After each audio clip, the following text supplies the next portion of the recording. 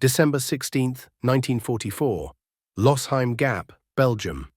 The first shell hit at 2,200 feet per second, faster than sound itself. By the time First Lieutenant Lyle Bouck heard the gun that fired it, the 88mm round had already detonated 40 meters behind his foxhole, spraying frozen earth and shrapnel across men who had been shivering in these holes for 6 days. Within 90 minutes, 1,600 German artillery pieces would fire more shells than they had in the previous 3 months combined, killing or capturing over 8,000 American soldiers in what would become the largest American surrender in the European theater. This was the opening barrage of Hitler's final gamble, Operation Wacht am Rhein, and it was designed to obliterate the American line before anyone could react. The scale of the assault was staggering: 200,000 German troops, 500 tanks, and enough ammunition to turn 60 miles of frozen Belgian forest into a killing ground that made the Western Front look restrained. The Northern Thrust alone, spearheaded by the 1st SS Panzer Division with 117 tanks and 5,000 men, was ordered to reach the Meuse River in 48 hours, splitting the Allied armies and forcing Britain and America to negotiate peace. German planners had calculated every detail: fuel consumption, bridge capacities, estimated American response times. The breakthrough depended on speed, shock, and overwhelming violence delivered before the Allies understood what was happening. But first, they had to clear a 2-lane highway called Rollbahn C, and blocking that highway were 18 American scouts who had been told to observe and report, not fight. What the Germans didn't know, what their intelligence summaries and tactical assessments had failed to capture, was that the 20-year-old lieutenant huddled in that frozen foxhole had already decided his platoon wasn't moving. Not at first contact, not when the bullets started flying, not until every round was fired and every man accounted for.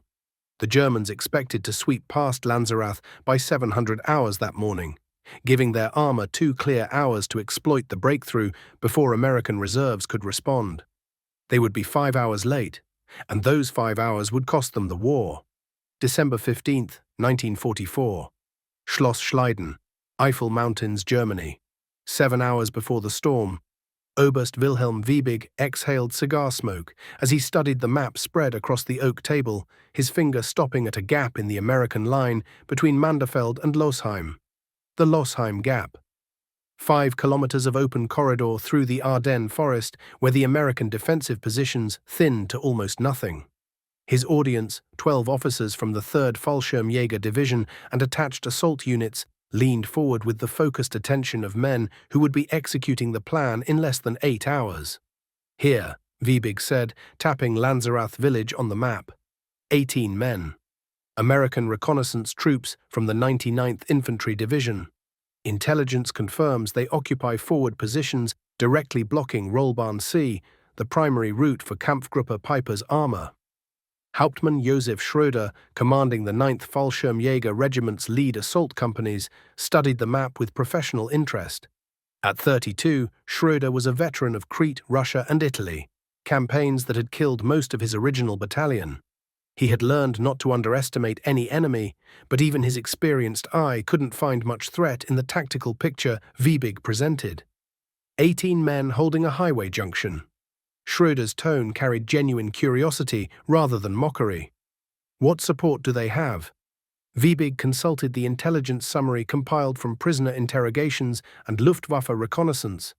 No artillery observers attached, no armor support, no anti-tank weapons beyond handheld bazookas. The 99th Division is holding a 27-kilometer front with forces barely adequate for half that distance.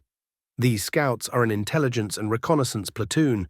Their mission is observation, not combat. And the main American line? 1.6 kilometers west at Buchholz Station, but coordination between the I and R platoon and their parent regiment is poor. The Americans have been in this sector only 6 weeks.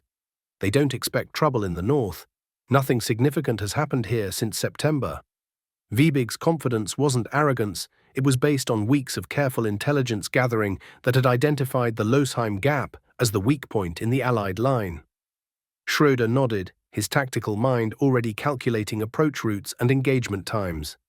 Once we clear Lanzerath, Rollbahn C opens directly into the Meuse Valley road network, Standartenführer Piper's panzers are positioned 8 kilometers behind our jump-off positions, engines warm, ready to exploit. He expects to be rolling west by 0800 hours. Wiebig paused, letting the timetable sink. December 10th, 1944. Lanzerath, Belgium. 6 days before the storm. First Lieutenant Lyle Bouck crouched beside the log-reinforced foxhole, studying the sightlines with the methodical attention of an engineer, which he had been before the Army found him at Washington University in St. Louis and decided his test scores qualified him for officer candidate school. The position overlooked Rollbahn Sea, a 2-lane highway that cut through the Ardennes forest in a straight line pointing west toward Belgium's interior. Good road for armor, terrible road to defend with 18 rifles. Behind him, Lanzerath village huddled in December gloom.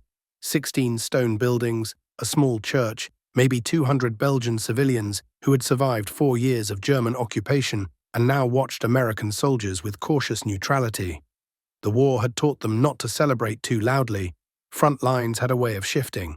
Technical Sergeant William Slape emerged from the rightmost foxhole, moving with the economical efficiency of a man who understood that wasted motion in freezing weather cost body heat you couldn't afford to lose. At 24, Slape was the platoon's anchor, a Wisconsin construction worker who approached military problems with a tradesman's pragmatism. "Positions are set, Lieutenant," Slape reported quietly. 3 main fighting holes with overhead cover from logs we scrounged in the village.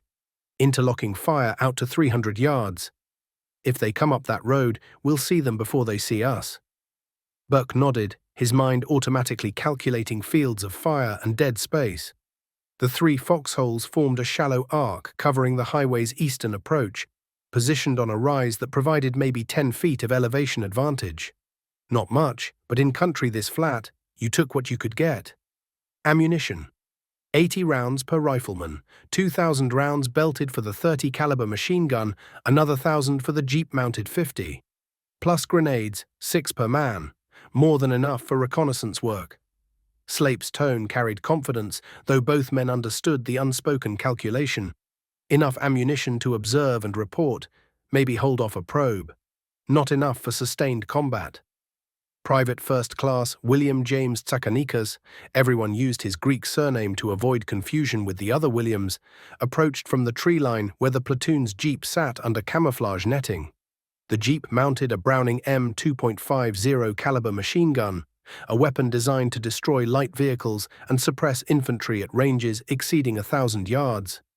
Tsakanikas, 21 years old and built like the Pennsylvania coal miner his father had been, had claimed the .50 as his personal responsibility. "Sir, I've got the 50 position to cover the main approach. If we need to pull out, I can have the jeep ready in 30 seconds. Bouck studied Tsakanikas for a moment, seeing the eagerness beneath the professional report. The kid wanted to use that gun. Most of them did. They'd been sitting in these holes for 6 days, watching fog and trees, and soldiers got restless when nothing happened. But Bouck's orders from regiment were clear. Observe and report, fall back if pressed. The 99th Division didn't expect an I&R platoon to fight pitched battles. "Let's hope we don't need it," Bouck said, though the words felt hollow even as he spoke them.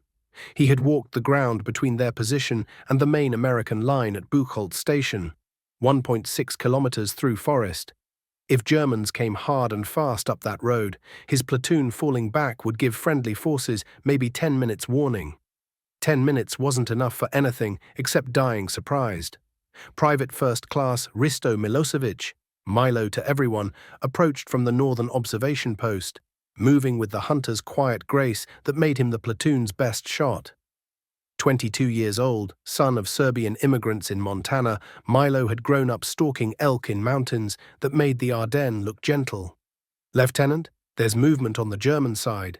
Milo's voice was low, professional. "Vehicles, trucks mostly, some half-tracks. They're staging about 3 kilometers east, in the woods past Losheim. I counted 20 trucks in the last hour, all moving west, then parking under cover." Bouck felt his stomach tighten. 20 trucks meant troops, probably a battalion's worth.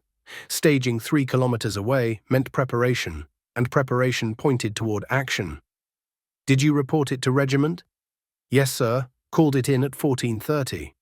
Regiment acknowledged, said they'd pass it to Division Intelligence. Milo's tone carried frustration both men felt, the disconnect between what soldiers saw on the ground and what higher headquarters believed. The 99th Infantry Division's intelligence staff had been reporting increased German activity for days. Truck movements, civilian evacuations from German territory, radio intercepts suggesting troop concentrations. But 8th Corps headquarters, responsible for the entire Ardennes sector, dismissed most reports as routine defensive preparations. The prevailing wisdom among senior Allied commanders was that the Germans were beaten, focused entirely on defending the Rhine against the inevitable Allied thrust into Germany. The soldiers in frozen foxholes weren't convinced. Bouck moved to each position, checking fields of fire and talking quietly with his men. The platoon was drawn from across the regiment, selected for intelligence and initiative rather than raw size. Reconnaissance required brains as much as muscle. Private First Class James Fort, lean and sharp-eyed, manned the southern observation post with Private First Class Louis Khalil, a Massachusetts machinist, before the draft found him. Both were 21, both looked cold despite wool overcoats and civilian scarves traded for chocolate. "Anything on your sector?" Bouck asked. "Quiet, sir," Fort replied. "Saw some deer an hour ago, nothing human. But it feels wrong, too quiet." Bouck understood.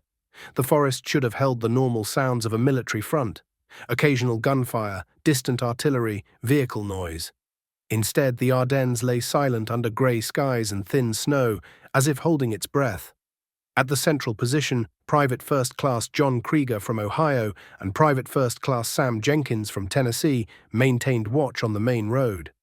Both were farm boys, accustomed to cold outdoor work and the patience it required. "How's your field of fire?" Bouck asked. "Good coverage to the road junction, sir. If they come in column, we'll see them at 300 yards. If they deploy skirmishers into the trees, we'll see them at 150. Krieger's assessment was precise, the product of days studying this ground. Private First Class Carlos Fernandez, a quiet Texan who spoke fluent Spanish and serviceable German, handled radio communications from the platoon's command post in a Belgian basement. The family living above, elderly couple, their daughter, 2 grandchildren, had agreed to heat American rations in exchange for chocolate and cigarettes, a transaction that kept both sides marginally warmer. "Regiment's been asking for updates every 2 hours, Fernandez reported when Bouck checked in. "They want to know about any vehicle movement, troop concentrations, artillery positioning. I've been sending everything Milo spots, but I don't think they believe half of it." "Keep sending it anyway," Bouck ordered. "If something happens, I want the record to show we warned them." As afternoon faded toward early winter darkness, sunset came at 16:30 in December, Belgium. Sergeant Slape organized the watch rotation and arranged for hot food from the Belgian family's kitchen. The elderly woman, Madame Pelzer, had shown surprising resourcefulness in making army rations almost edible. Bouck stood at the northern foxhole as dusk settled, watching shadows deepen under pine trees.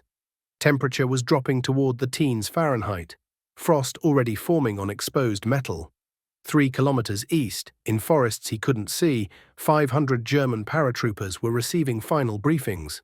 Assault routes, objectives, timelines.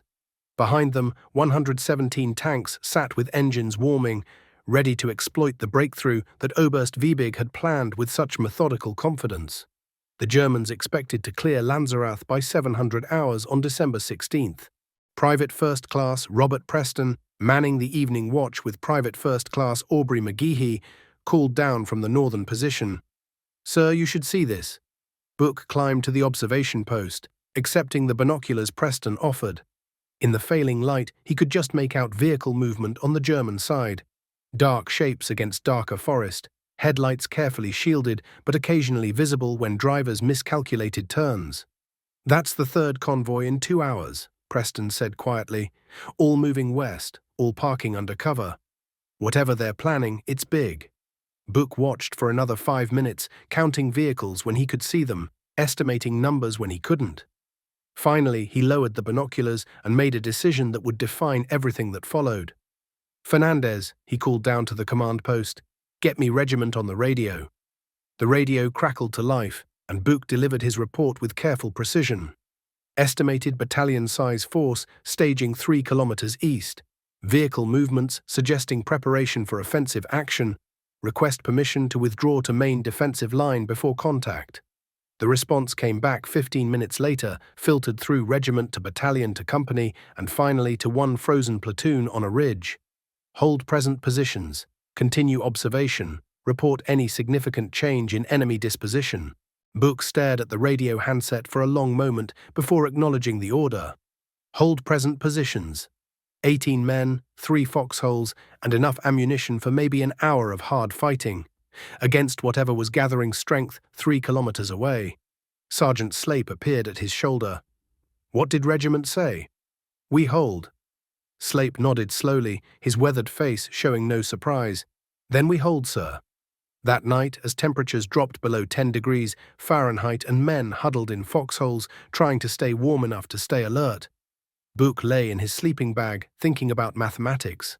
18 men against a battalion was roughly 30-1 odds. The Alamo had faced 20-1 and lasted 13 days. Though everyone died, Thermopylae had been 300 against thousands, and they'd held for 3 days before being flanked. But those men had known they were going to die. They'd made peace with it, chosen sacrifice over survival. Bouck's men didn't know what was coming. They thought they were scouts, observers, the eyes of the regiment. They'd been told their job was to watch and report, not fight and die. He hadn't told them he'd decided they weren't falling back, that when the Germans came, and they were coming, everything in his gut screamed it. This platoon would hold until ordered to withdraw, or until holding became impossible. He hadn't told them because he wasn't sure it was his decision to make, but he also wasn't sure he cared. At 23:47 hours, Fernandez logged the day's final radio check with regiment. All quiet, nothing to report. At 5:30 the next morning, 1,600 German artillery pieces would make that report obsolete. December 16, 1944. 05:30 hours. Lanzerath Ridge. The world ended in fire and thunder. Private First Class John Krieger was awake when the first shells hit, huddled in his foxhole, nursing cold coffee from a canteen cup, watching grey dawn creep through pine branches. He heard the distant rumble, like summer thunder rolling across Montana plains where he'd grown up, and had 3 seconds to recognize what it meant before the first 105mm shell detonated 30 meters behind his position. The concussion slammed him against frozen earth. His ears went deaf instantly, replaced by high-pitched ringing that would last for hours. More shells screamed in, not random harassment fire, but coordinated bombardment that walked across the ridge in methodical patterns designed to kill everything in rectangular kill zones. Krieger pressed himself into the bottom of his foxhole, arms wrapped around his helmet, praying to a god he'd mostly ignored until this moment. Along 60 miles of American front from Monschau to Echternach, 1,600 German artillery pieces opened fire simultaneously in the largest coordinated barrage Germany had fired since invading France in 1940. Nebelwerfer rocket batteries added their distinctive shrieking to the symphony. 6 tube launchers firing 150mm rockets that wobbled through the air, making sounds soldiers called screaming memes. Projectiles that terrified through noise as much as explosive effect. American positions disappeared under rolling clouds of smoke, earth, and shrapnel as German gunners expended ammunition they'd been hoarding for months. At Lanzerath, Lieutenant Bouck's 18 men experienced a fraction of that bombardment, perhaps 20 guns dedicated to their sector, maybe 200 shells in 30 minutes. But when you're on the receiving end, mathematics become irrelevant. Each detonation was a universe of violence contained in a few cubic meters of air. Overpressure waves that ruptured eardrums and collapsed lungs if you were close enough. Shrapnel patterns that could decapitate at 50 meters or wound at 200. Technical Sergeant Slape counted impacts methodically, forcing his mind to work through fear that wanted to shut down rational thought. Artillery doctrine called for counter-battery fire, American guns answering German guns, but no return fire came. Either friendly artillery positions were being hit simultaneously, or communications were cut, or fire direction centers were too overwhelmed to respond. Whatever the reason, Bouck's platoon was taking the beating alone. Private First-Class Chakanikas crouched beside his Jeep-mounted 50 caliber, one hand on the gun's receiver as if physical contact could provide comfort. A shell landed 15 meters away, close enough that the overpressure wave felt like being punched in the chest by an invisible fist. Shrapnel pinged off the Jeep's hood, leaving bright silver scars in olive-drab paint. The 50 caliber ammunition boxes, over 1,000 rounds of linked belt, sat exposed on the Jeep's floor, and Chakanikas had a brief, terrifying vision of German shrapnel hitting those rounds, turning his position into a secondary explosion that would kill everyone within 50 feet. The barrage lasted 32 minutes. When it stopped, the silence was almost worse than the noise. A ringing, empty void where sound should be but wasn't, broken only by the soft patter of dirt and pine needles falling from trees, shaken loose by concussions. Buck lifted his head cautiously, checking his position. The log-reinforced roof of his foxhole had held, though one log showed a deep gouge where shrapnel had struck inches from penetrating. Around him, the forest looked like photographs he'd seen of World War I battlefields. Trees snapped in half, branches stripped bare, the ground torn into overlapping craters. "Sound off," Slape's voice cut through the aftermath, hoarse but functional. "By position, sound off. North position, Fort and Khalil, we're good." Fort's voice carried across the torn ground. "Central position, Krieger and Jenkins, both here, no casualties." Krieger's hands shook as he checked his M1 Garand, working the action to ensure mud hadn't jammed the mechanism. South position, Milosevic and Preston, intact. Milo's calm voice suggested either preternatural composure or shock that hadn't registered yet. Down the line, each position reported in. 18 men in 3 foxholes, all still alive, all still functional. The German artillery had failed in its primary mission: suppress and destroy forward American positions before the infantry assault. Whether through luck, good engineering on the log-reinforced roofs, or German gunners targeting coordinates that were slightly off, Bouck's platoon had survived intact. But survival wasn't victory, it was merely the opening act. "Movement," Milo's voice carried sharp urgency. "East side, column formation, estimate 400 to 500 troops." Bouck scrambled to his observation position, bringing binoculars to his eyes with hands that trembled from adrenaline, not fear, or so he told himself. Through morning mist and smoke still drifting from shell impacts, he saw them. German infantry in field grey uniforms, advancing in column formation along Rollbarn Sea, spaced properly to minimize casualties from artillery that wasn't coming. They moved with professional confidence, rifles at ready carry, flankers out in the tree line. Not green troops, but experienced soldiers who knew their business. Behind them, barely visible through the fog, Bouck could make out vehicle shapes. Half-tracks, probably, carrying follow-on forces or heavy weapons. And behind those, though he couldn't see them yet, 117 tanks of Kampfgruppe Piper waited for the road to open. Bouck made calculations with the cold clarity that sometimes comes in crisis. The German column was 300 yards away, advancing at standard infantry pace of 90 meters per minute. That gave his platoon 3 minutes, maybe 4, before effective rifle range. "Fernandez," Bouck called to his radio operator in the command post. "Get regiment on the net. Tell them we have battalion-size force advancing on our position. Request immediate artillery support and permission to withdraw." Fernandez worked the radio, his voice professionally calm despite what was coming. "Longbow 6, this is Outpost 1. Contact report. Estimate 500 enemy infantry advancing from grid coordinate." The radio crackled. Static. Then a distant voice, broken by interference. "Outpost 1. Heavy contact. All sectors. No artillery available. Hold. Positions. Reinforcements." The transmission broke up completely. Fernandez worked the radio for another 30 seconds, trying different frequencies, attempting to raise anyone on the net. Nothing came back but static and fragments of other units reporting their own desperate situations. "Sir," Fernandez finally reported, "I think we're on our own." Bouck looked at the approaching German column, now 250 yards away. Looked at his 18 men in 3 foxholes. Looked at the highway behind them that led west to the American rear to supply dumps and headquarters and field hospitals that had no idea the German army was about to roll through their positions. He could withdraw. His orders technically allowed it. Fall back if pressed by superior forces. No one would court-martial a 20-year-old lieutenant for pulling 18 scouts out of the path of a battalion. That was tactical common sense, the kind of decision that kept soldiers alive to fight another day.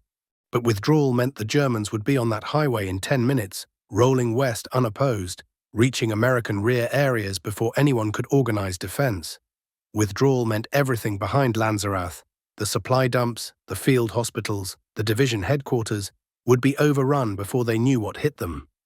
Bouck made his decision. Later he would never be quite sure if it was courage or stubbornness, or just the inability to imagine running. But in that moment, watching German infantry close the distance to his position, he made the choice that would define the rest of his life. "Sergeant Slape," his voice cut across the position with surprising steadiness. "Weapons tight until I give the order. Let them close to 100 yards. I want every shot to count." Slape's response was immediate, professional, betraying no doubt. 100 yards. Understood, sir." Down the line, 18 men checked their weapons one final time. M1 Garands, loaded with 8-round clips that made a distinctive ping when empty. The 30 caliber machine gun with its belt of ammunition feeding from a metal box. Chakanikas behind his .50 caliber, fingers resting lightly on the butterfly trigger. Fragmentation grenades clipped to webbing, their pins straight and ready. The German column advanced, 200 yards, 150. Professional infantry executing a movement-to-contact drill they'd practiced hundreds of times, expecting token resistance from scouts who would break and run. At 120 yards, Bouck could see individual faces through his binoculars. Young men, not much older than his own soldiers, breath fogging in cold air, eyes scanning the ridge ahead with the alertness of veterans who'd learned to watch for danger. 100 yards. "Fire," Bouck said quietly, and the ridge exploded in violence that would echo for 70 years. The opening volley from 18 M1, Garands and 2 machine guns hit the German column with the precision of a firing squad. At 100 yards, American riflemen trained to hit man-sized targets couldn't miss a dense column of troops advancing in the open. The first rank of German infantry went down as if struck by an invisible scythe. 10 men, 12, 15, bodies dropping into snow that turned pink, then red. The German column's advance stopped as if it had hit an invisible wall.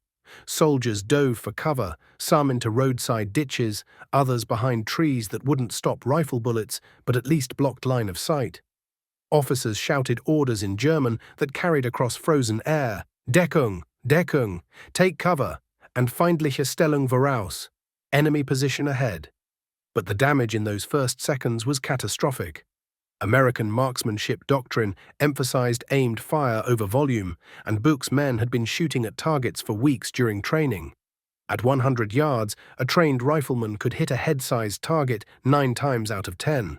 The German column, caught in the open on a road that offered no cover, provided targets that required no skill at all. Private First Class Milosevic fired with the methodical patience of a hunter. Sight picture, breath control, squeeze, don't jerk. The M1 Garand's recoil kicked against his shoulder as the .30-06 round left the barrel at 2,800 feet per second.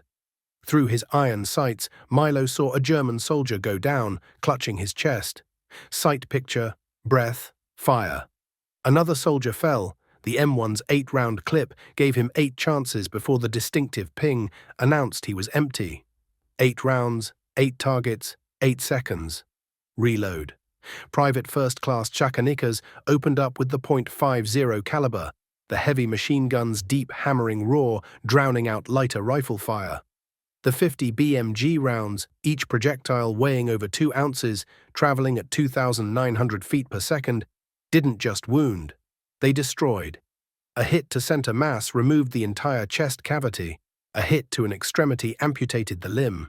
The .50 had been designed to defeat light armor and aircraft. Against unarmored infantry, it was obscene overkill. Chakanikas walked his fire across the German column, watching through his sights as bodies literally came apart under the impacts. The Germans returned fire within seconds. Professionals don't panic, they react. But their return fire was wild, unaimed, bullets snapping through trees overhead or thumping into frozen earth meters short of American positions. The American foxholes, positioned in slight defilade on the ridge's forward slope, were small targets, and soldiers shooting uphill under fire rarely hit what they aimed at. Sergeant Slape controlled the .30 caliber machine gun with short, disciplined bursts that conserved ammunition while maintaining suppressive fire. Unlike Tsakanikas's .50 caliber, which was devastating but burned through ammunition at 450 rounds per minute, the .30 caliber delivered precision fire that could be sustained longer. Slape targeted German soldiers trying to organize counterfire, NCOs recognizable by their actions, if not their rank insignia, soldiers setting up crew-served weapons, officers pointing and directing. The first German assault lasted 4 minutes and died at 70 yards, leaving bodies scattered across snow-covered ground like discarded dolls. Hauptmann Josef Schröder, commanding the assault from a position 200 meters behind the lead company, watched his attack collapse through binoculars with professional disbelief. Intelligence had reported 18 scouts, observation troops who would withdraw at first contact. Instead, his lead company had just taken estimated 30 casualties in less than 5 minutes from defensive fire that suggested prepared positions, overlapping fields of fire, and soldiers who could actually shoot. Herr Hauptmann, his company first sergeant, appeared at his elbow, breathing hard. First platoon is pinned down. Lieutenant Gruely estimates 20 casualties, possibly more. The Americans are in fortified positions on the ridge. We need artillery support to suppress them before we can advance. Schröder considered his tactical picture. The assault had already cost him a platoon's worth of casualties. His timetable called for Lanzerath to be secured by 700 hours, 40 minutes from now. Behind him, Kampfgruppe Piper waited with growing impatience, every minute of delay cascading into hours of missed objectives further west. Artillery support would take 15 minutes to coordinate, another 10 to execute. By then, his timetable was dead. Organize second assault, Schröder ordered. 2 companies this time, simultaneous advance from multiple axes. Flank them from the south while fixing them frontally. Suppress with everything we have, mortars, machine guns, rifle grenades. Overwhelm their position with volume of fire. The first sergeant nodded grimly and moved off to organize the attack. Schröder studied the ridge through his binoculars, trying to identify American positions from muzzle flashes and dust kicked up by firing weapons. 3 main positions, maybe 4. Good spacing, decent fields of fire. Whoever commanded those Americans knew basic defensive doctrine. But doctrine couldn't overcome 300 riflemen attacking from 2 directions simultaneously. The second German assault came 20 minutes after the first, and it came with professional precision that spoke to veteran infantry executing a rehearsed drill. 2 companies, roughly 300 men, advanced simultaneously, one pushing straight up the highway while the second swung south through the forest, attempting to flank the American positions.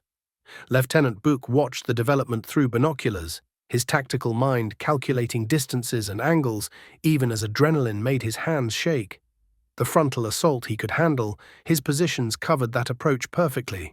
But the flanking movement threatened to get behind his southern position, where Fort and Khalil held the line with 1 machine gun and their rifles.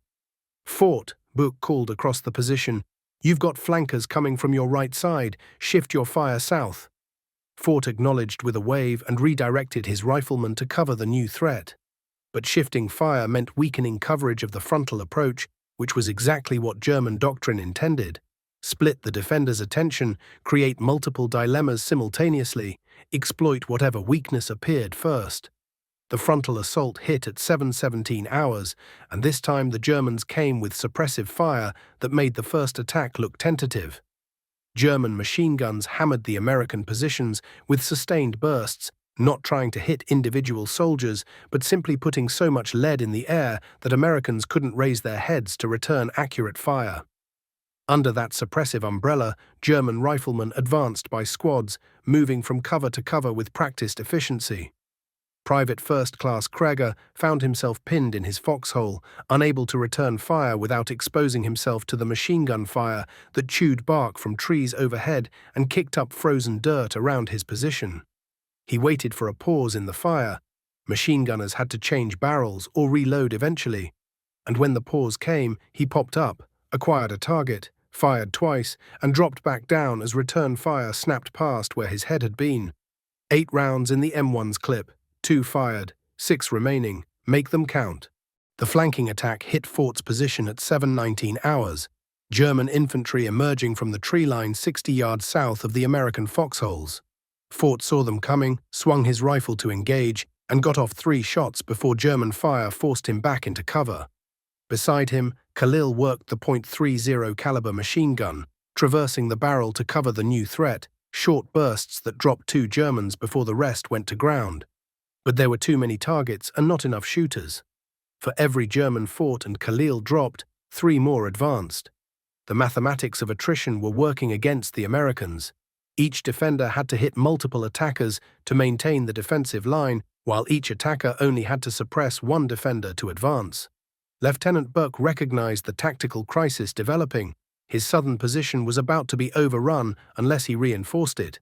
But he had no reserves. Every man was already in the line, firing as fast as he could acquire targets.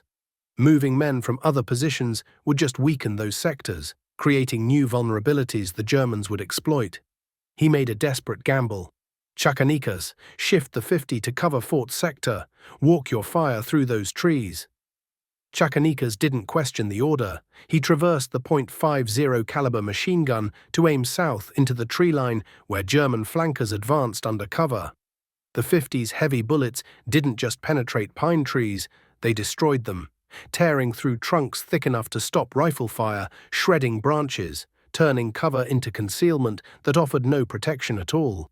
The heavy machine gun's distinctive hammering roar changed the tactical picture instantly.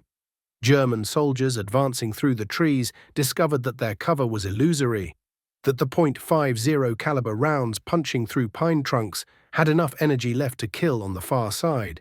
The flanking attack stalled, then broke, survivors pulling back to regroup beyond effective machine gun range. But shifting the .50 to cover the south meant the frontal assault was now receiving less suppressive fire. German infantry, sensing the reduced pressure, pushed their attack harder.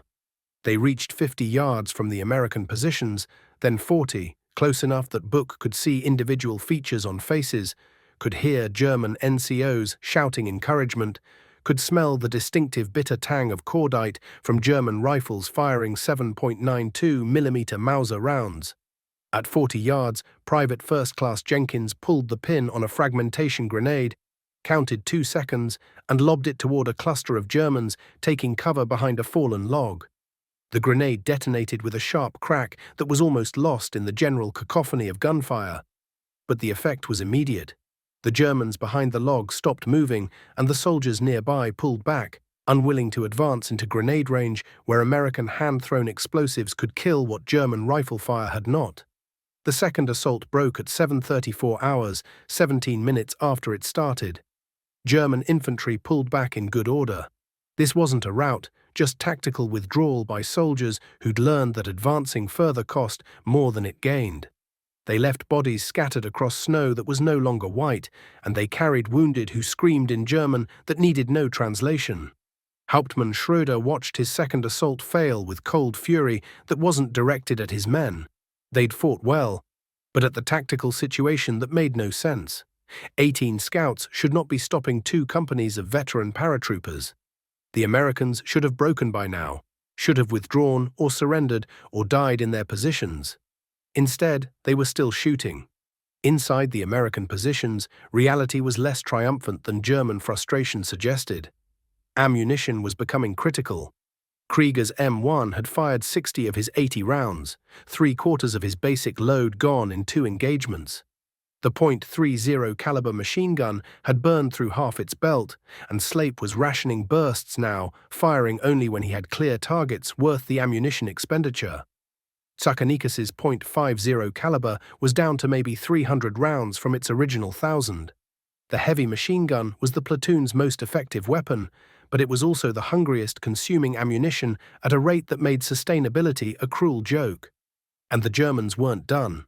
Through gaps in smoke and morning fog, Bouck could see them reorganizing for a third assault, bringing up more troops, positioning machine guns to provide better suppressive fire. The German advantage in numbers meant they could trade casualties for time, accepting losses that would horrify a smaller force because they had the depth to absorb them. Bouck's platoon had no depth. Every casualty was irreplaceable. Every empty ammunition pouch brought them closer to the moment when shooting stopped and surrender became the only option.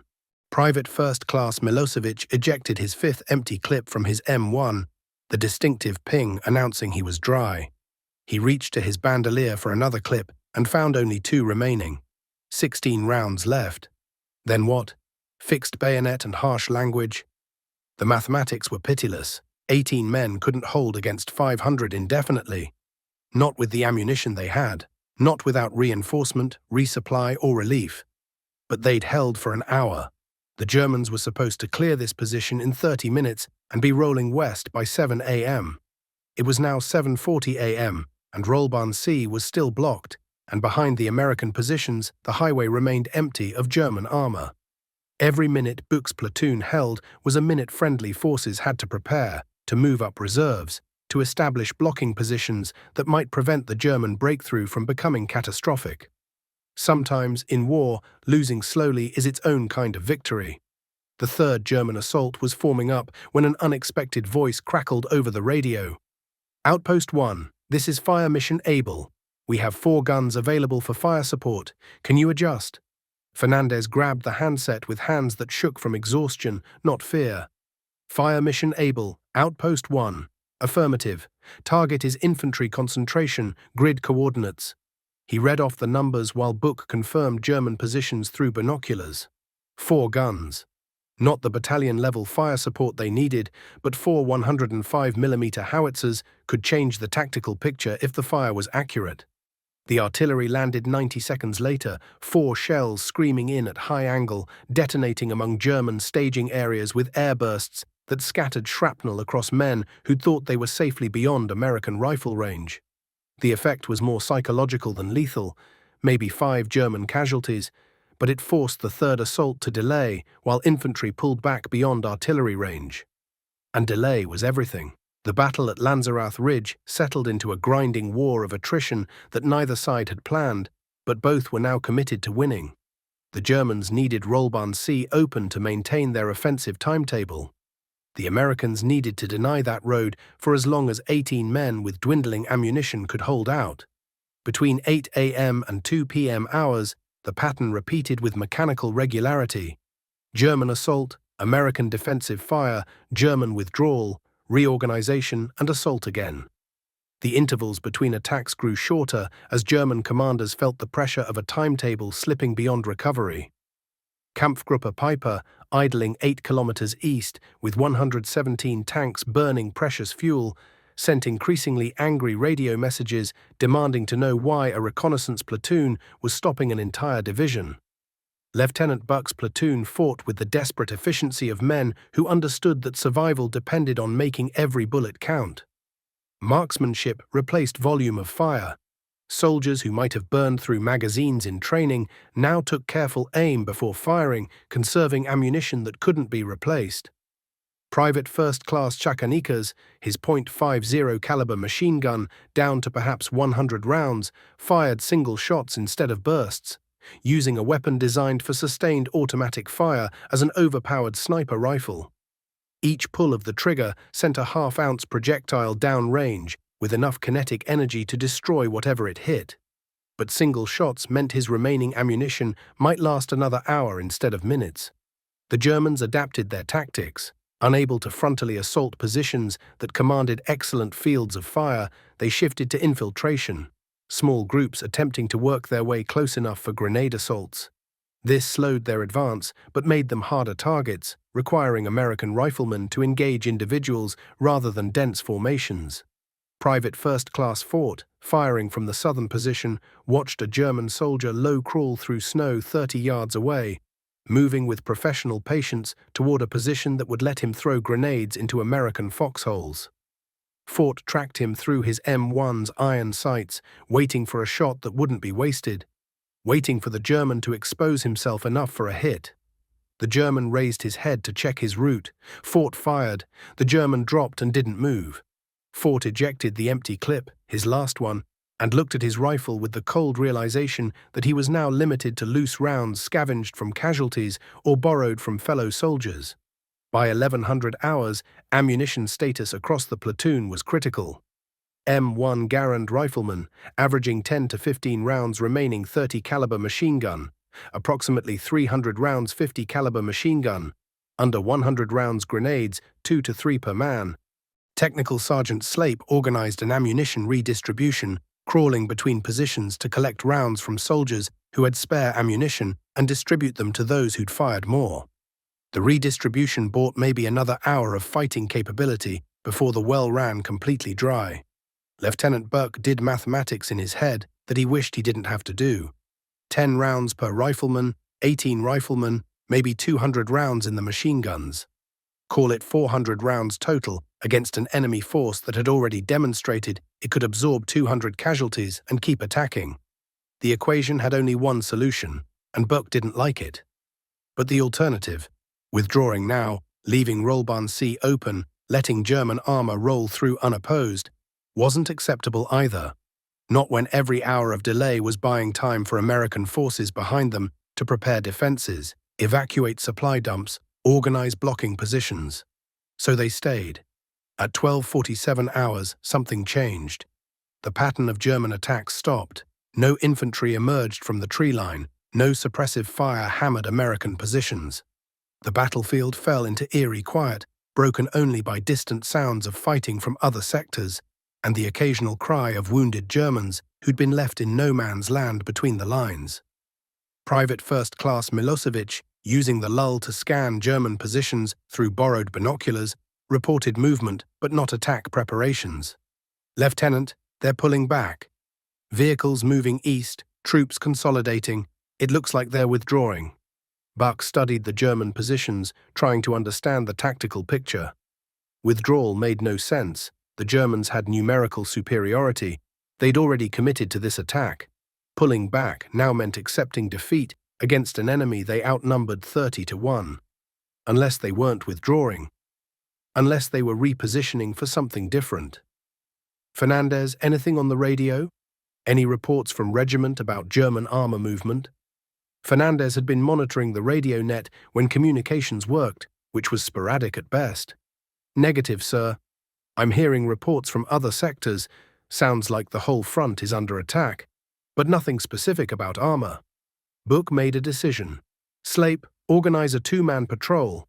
I want eyes on whatever the Germans are doing. If they're bringing up tanks, we need to know." Slape detailed Milosevic and Private First Class Robert Preston for the patrol. Both were experienced at moving quietly, both had proven themselves steady under fire. They slipped out of the American positions at 13:15 hours, working their way north through forest that provided cover from observation.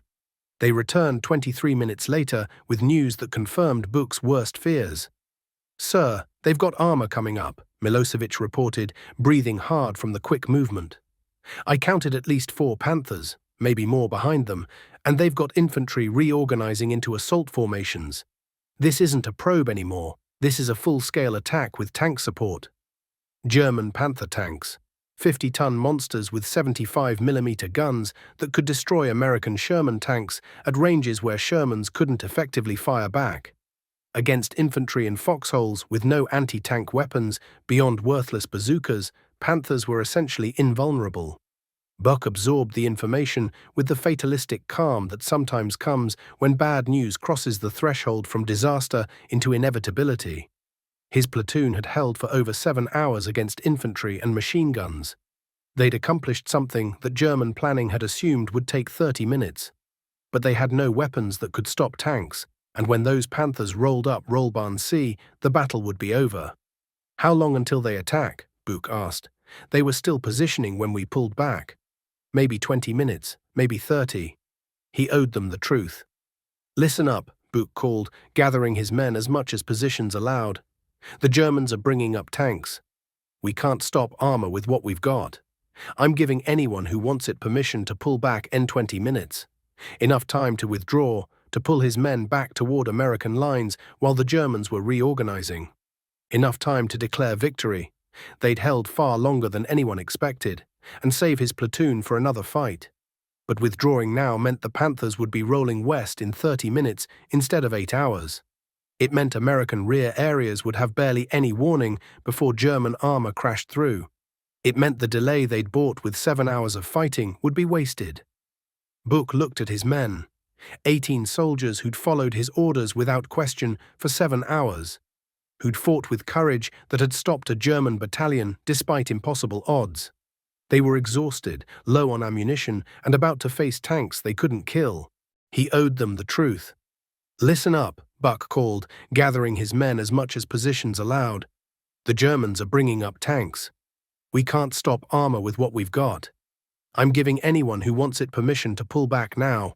Make your way west to friendly lines. No one will call you a coward for withdrawing against tanks." Silence greeted the offer. Then Sergeant Slape spoke, his Wisconsin accent cutting through the cold air with flat certainty. "With respect, Lieutenant, if we pull back now, those tanks will be in our rear area before division knows what's happening. I say we hold until we can't hold anymore. Make them fight for every yard." Around the positions, nods of agreement. Not enthusiastic, these men weren't stupid. They understood what fighting tanks meant, but determined. They'd held this long, they'd see it through. Bouck felt something in his chest that might have been pride or might have been sorrow for what was about to happen to soldiers who deserved better than dying in frozen foxholes on a ridge nobody would remember. "All right," he said quietly. "We hold." The fourth assault came at 14:33 hours, and it came with the grinding inevitability of industrial warfare. 4 Panther tanks advanced in line abreast up Rollbarn Sea, their 75mm guns traversing to cover American positions they couldn't quite see but knew were there. Behind the tanks, German infantry advanced in their protective shadow, a combined arms attack that represented doctrine executing perfectly. Private First-Class Sakanikas watched the Panthers approach through his .50 caliber's sights, knowing the heavy machine gun's bullets would bounce off Panther armor like thrown pebbles. The .50 BMG round could penetrate half an inch of steel under perfect conditions. The Panther's frontal armor was over 3 inches thick.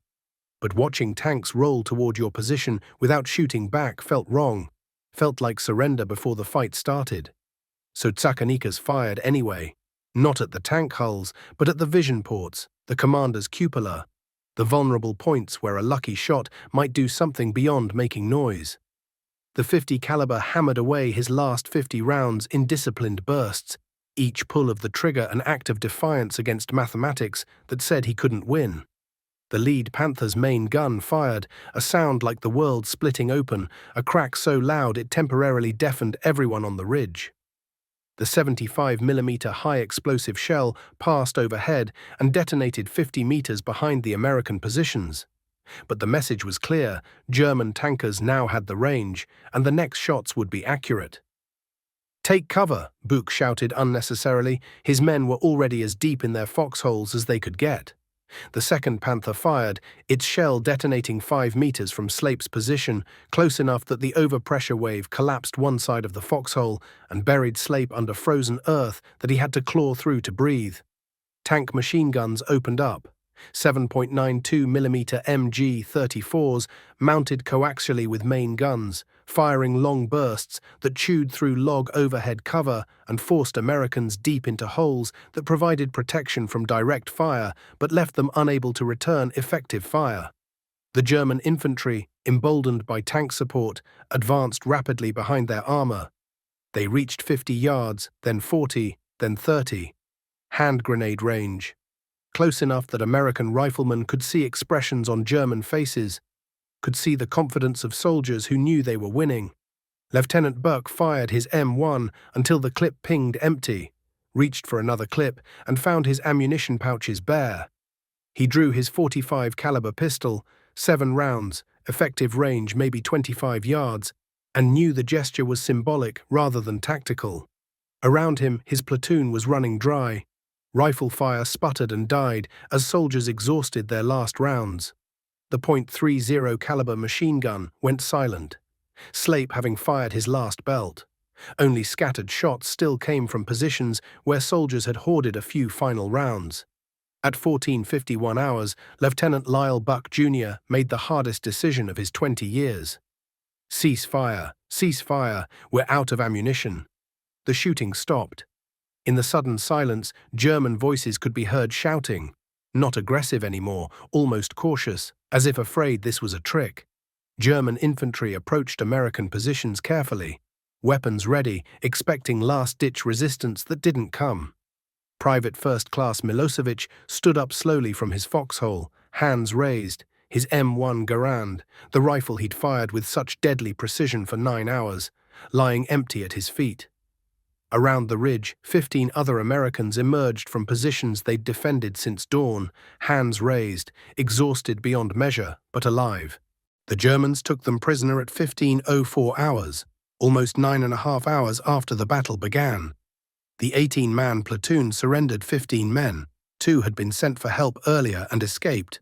1, artillery observer T5 Billy Queen, had been killed during the fighting. But the 15 survivors were alive, which was more than many soldiers on both sides could say that day. A German Hauptmann, Schröder, though Bouck wouldn't learn the name until years later, approached the captured Americans with an expression that might have been respect, or might have been exhaustion. Through a translator, he asked a question that would stay with Bouck for the rest of his life. "How many men do you have here?" 18, Bouck replied. The German officer stared at him in disbelief. 18? We estimated at least a company. 120 men, maybe more. You held this position for 9 hours with 18 men. Bouck said nothing. There was nothing to say. The mathematics spoke for themselves. The Germans treated their prisoners correctly. No reprisals, no revenge for the casualties the platoon had inflicted. They were searched, given water, and marched east into captivity. Behind them, Rollbahn C finally opened to German traffic at 15:30 hours, 8.5 hours behind schedule. 8.5 hours that Kampfgruppe Piper would never recover. The armor rolled west, but the timetable that German planners had calculated with such precision was shattered. Objectives that should have been taken by noon wouldn't be reached until nightfall, if at all. American forces, granted those precious hours of warning, had time to establish blocking positions, evacuate supply dumps, and organize defensive lines that would bleed the German offensive white over the coming days. The Battle of the Bulge would rage for another month. But the northern thrust, the supposedly war-winning drive to Antwerp, was already compromised by delays that began on a frozen ridge where 18 Americans refused to move. January 23, 1945. POW Camp, Germany. Lieutenant Lyle Bouck Jr. sat in a freezing barracks with 200 other American prisoners trying to keep warm through movement when blankets failed. The Germans had marched the Lanzerath survivors through Belgium and into Germany, processing them through various POW camps before settling them in a facility that held captured Allied soldiers from multiple theaters. The treatment varied. Some German guards were correct, following Geneva Convention protocols. Others were less restrained, particularly SS personnel who viewed American prisoners with contempt. Food was scarce, heat was non-existent, medical care was minimal.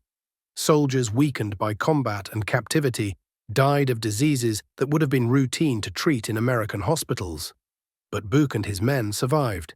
Technical Sergeant Slape, who'd controlled that .30 caliber with such discipline, worked as a camp electrician, his construction skills making him useful enough to receive slightly better treatment. Private First Class Sakanikas, whose .50 caliber had stopped German flanking attacks, volunteered for work details that provided extra rations. They survived by being useful, by staying quiet, by not antagonizing guards who had the power to make captivity far worse than it already was. They survived because 18 men who'd held a ridge together weren't going to let captivity break what combat hadn't. News filtered into the camps slowly, usually from newly captured prisoners who brought updates from the front. They learned that the Battle of the Bulge had been defeated, that German forces had been pushed back to their start lines, that the offensive Hitler had gambled everything on had failed. They learned that the Allies were crossing the Rhine, that Berlin was under siege, that Germany was collapsing. And they waited for liberation that came in April 1945, when American armor punched through German defensive positions and overran POW camps, freeing thousands of Allied prisoners who'd been held since the Ardennes offensive began. Lieutenant Bouck weighed 132 pounds when captured. He weighed 98 pounds when liberated. But he was alive. All 15 survivors of the Lanzerath defense were alive. In a war that killed over 400,000 Americans, that was its own kind of victory. May 8, 1945, VE Day, United States. The war in Europe ended with Germany's unconditional surrender. American soldiers came home to parades, celebrations, and a nation grateful for victory. The 99th Infantry Division, which had absorbed the initial shock of the Battle of the Bulge, received unit citations and recognition for its role in defeating Germany's final offensive. But the Intelligence and Reconnaissance platoon of the 394th Infantry Regiment received nothing.